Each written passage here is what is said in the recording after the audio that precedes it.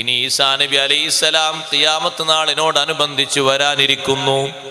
മഹാനവർകൾ ഇവിടെ വന്നിട്ട് ഒന്നുകൂടി നബി സല്ലല്ലാഹു അലൈഹി വസല്ലം തങ്ങളുടെ ശരീഅത്തിനെ ബലപ്പെടുത്തുന്നു. പരിശുദ്ധ ഖുർആൻ അനുസരിച്ച് കാര്യങ്ങൾ വിധിക്കുന്നു. ലോകത്തുള്ള എല്ലാ ആളുകളിലേക്കും ഇസ്ലാമിന്റെ സന്ദേശം ഒന്നുകൂടി വ്യാപിപ്പിക്കുന്നു.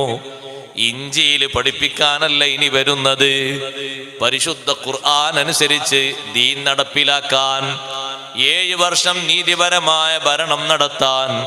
യൻസിലു ഫീക്കും ഈസ ഇബ്നു മറിയമ ഹകമൻ മുഖ്സിതൻ അദ്ലാ. ഈസാ നബി അലൈഹിസ്സലാം നിങ്ങളിൽ ഇറങ്ങി വരും, നീതിമാനായ വിധികർത്താവായിട്ട് ഇറങ്ങി വരും. ഒരുപാട് കാര്യങ്ങൾ നിങ്ങളിൽ ഈസാ നബി അലൈഹിസ്സലാം വിധിക്കും. ഏകദേശം സമയം ഇങ്ങനെ ആയിക്കൊണ്ടിരിക്കുകയാണ്.